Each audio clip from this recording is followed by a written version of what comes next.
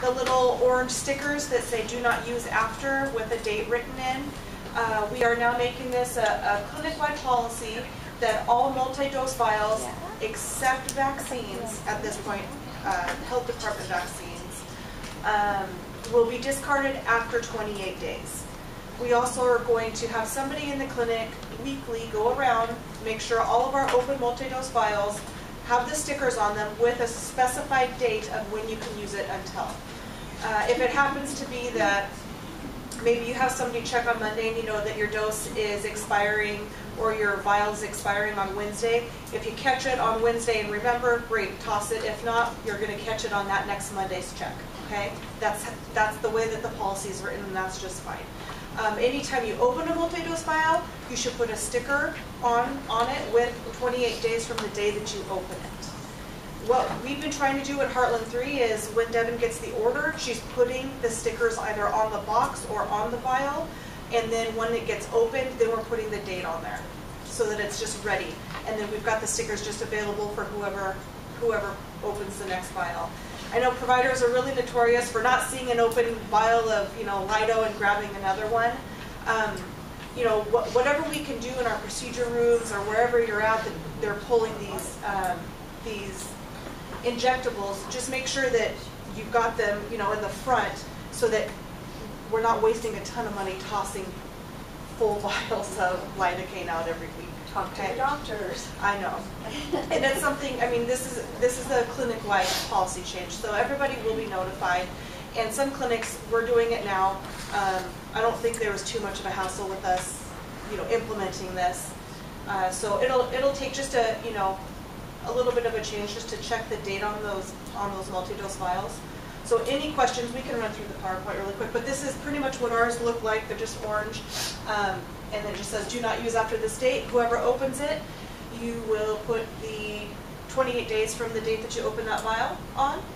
And if it gets skipped and somebody in your weekly clinic check notices an open multi-dose vial, they will mark it for 21 days from that check.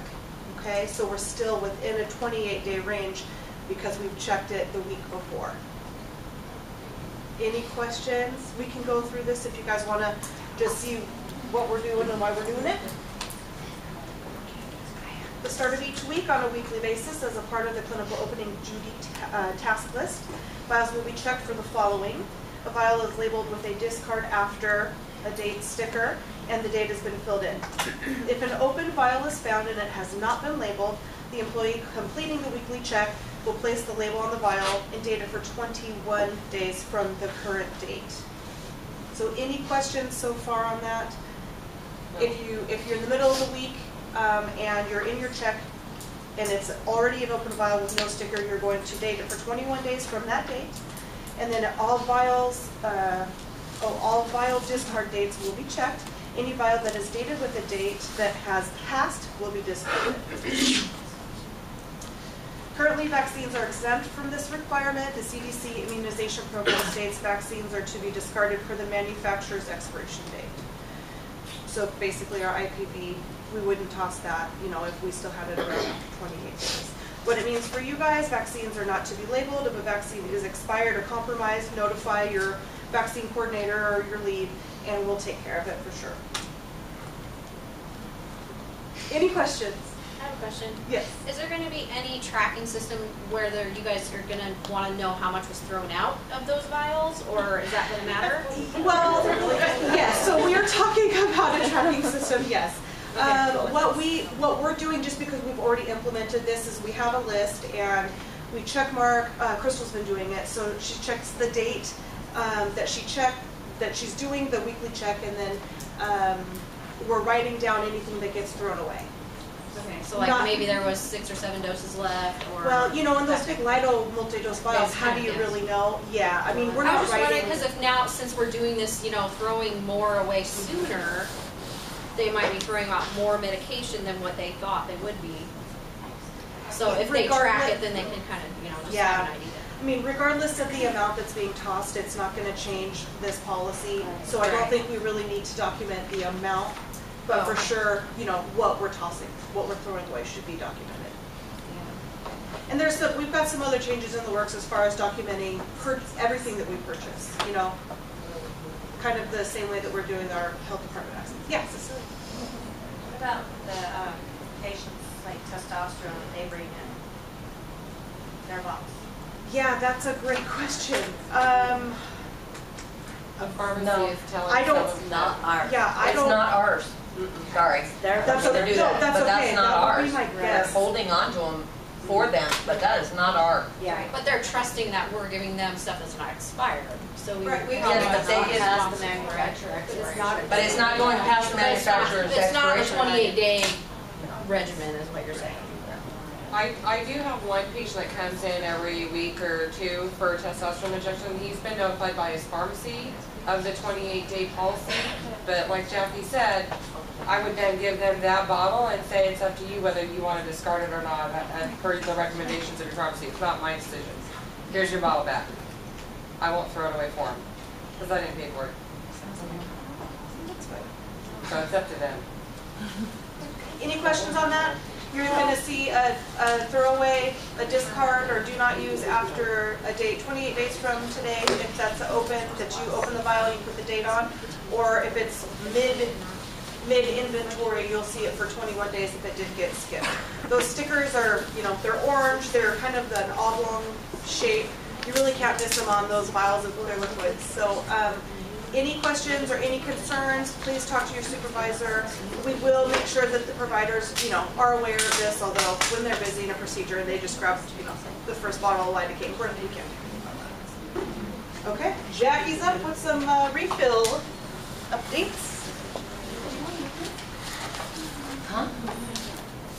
I'll make you want to play on. I don't. You're welcome to hang out.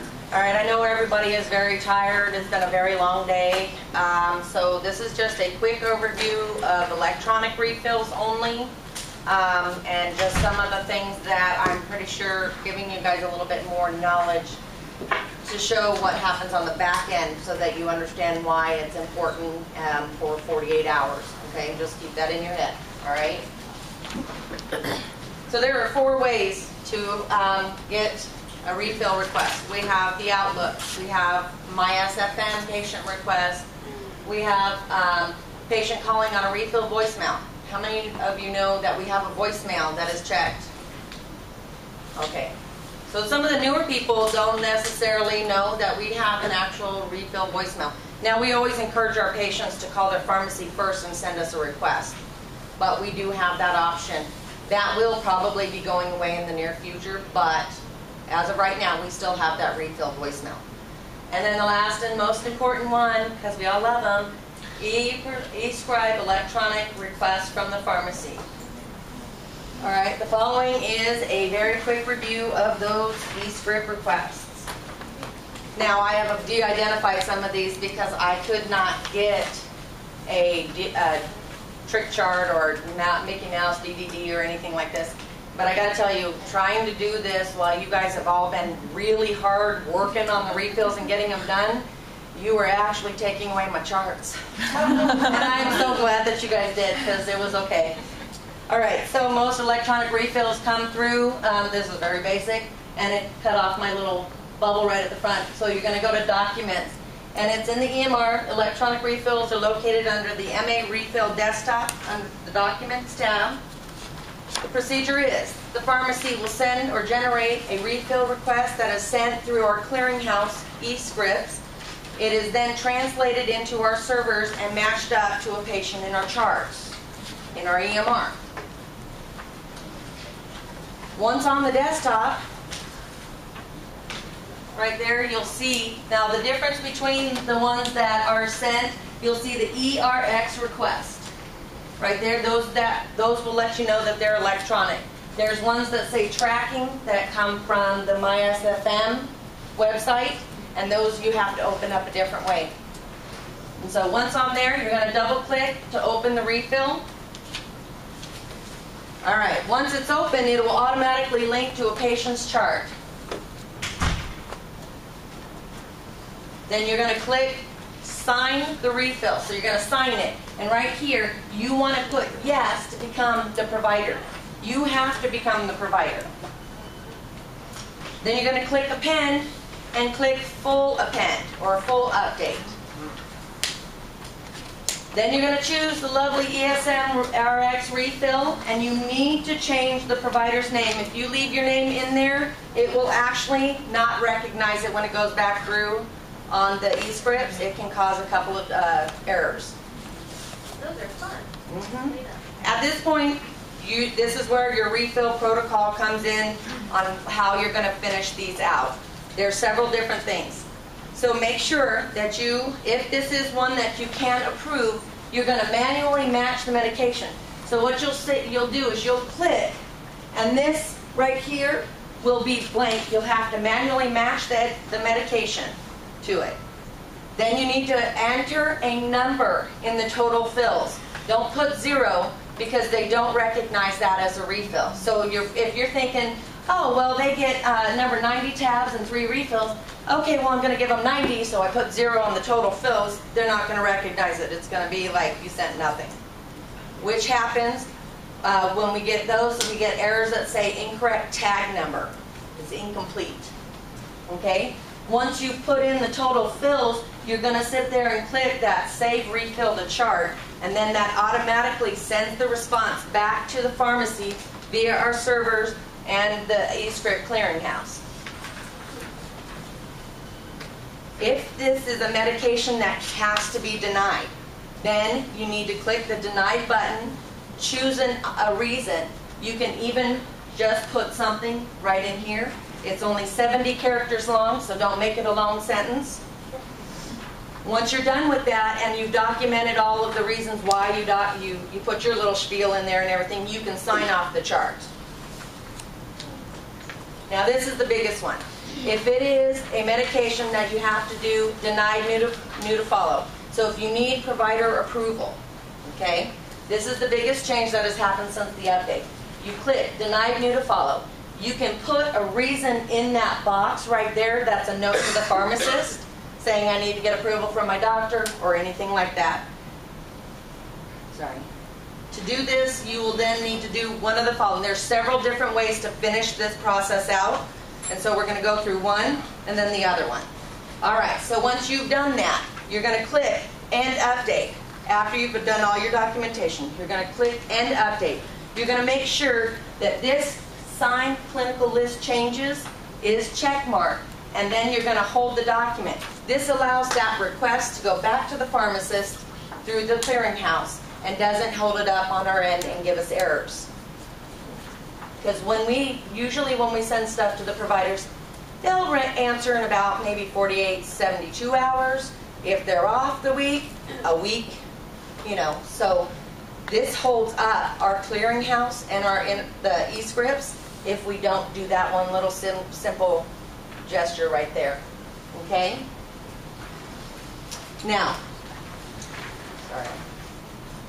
Now, this is where the 2 different ways you can do it. You can then, once you've held the document, you can go back into it and populate a refill that way, or you can go back in and append and then do the RX refill this way. Does that make sense? Yes. Yes, no, what? One's append, one is not. Okay?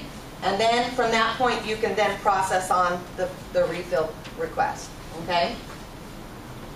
Conclusion. ERX request must have some kind of response in 2 days. Otherwise, the pharmacies send us a duplicate that's not linked to the chart, which will cause errors, or it will cause them, e-scripts, to suspend the provider's privileges to use electronic refills. Okay, I don't think you guys knew that.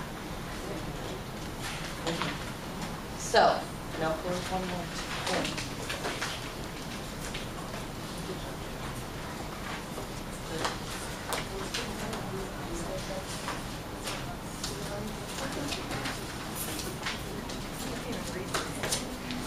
Okay, so looking at this refill request, and I have to because it wouldn't go on one and it got too small. Basically, this is one full, if you were to scroll down, it's one full refill.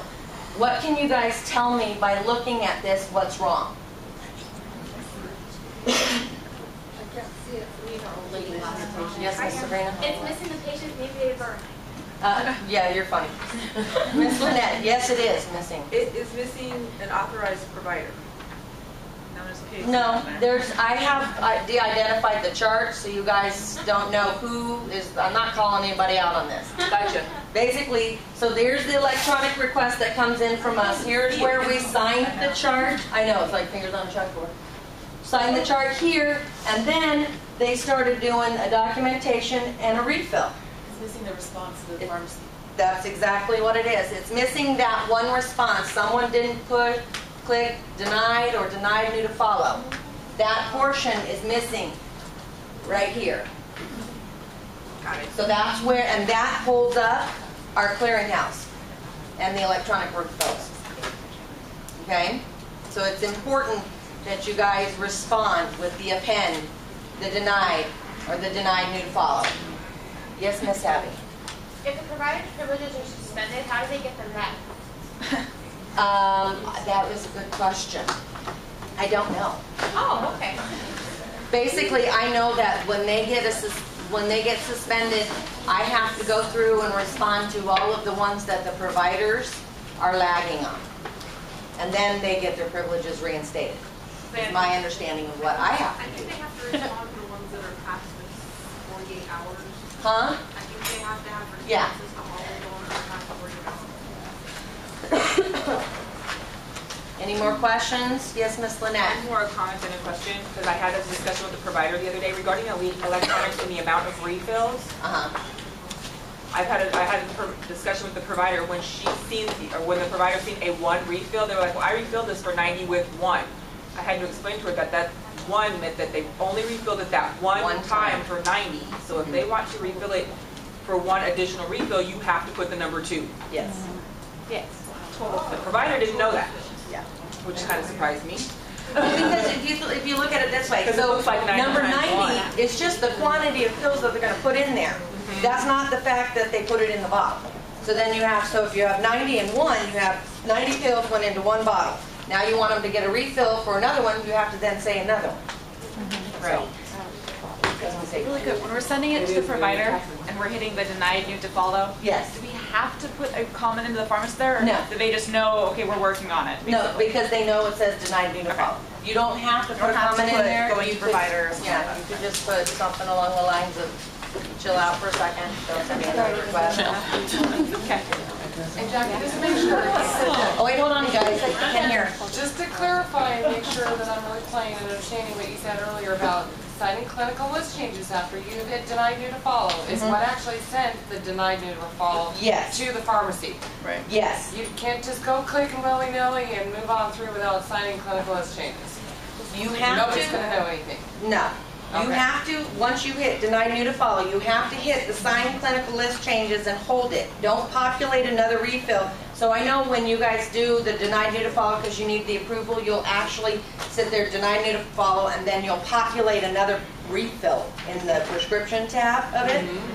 If you hit sign clinical list changes, it sends the response for the approval that you just sent to the provider to get the okay for it. Oh. Yes. Yeah. Just to add to that, just so you guys know what that sign clinical list changes button does, it kind of signs off the chart without signing off the chart. Whatever you did right then in that update, updates the patient's chart and makes it permanent without completely signing off the document. So, So you'd add it, but then get back into a it. lot of providers will sign that so they can update things and then go back and chart later other stuff. Yeah, like And then when completely sign it off. they'll do that with lab orders, you know, they're not Right. gonna sign up their chart notes so that you can get the labs you have to do, they'll just, Sign you know, clinical list sign changes clinical to the list labs changes. push through. You know. Yeah. Any other questions, concerns, comments? Thank you. Yeah. Thanks for coming.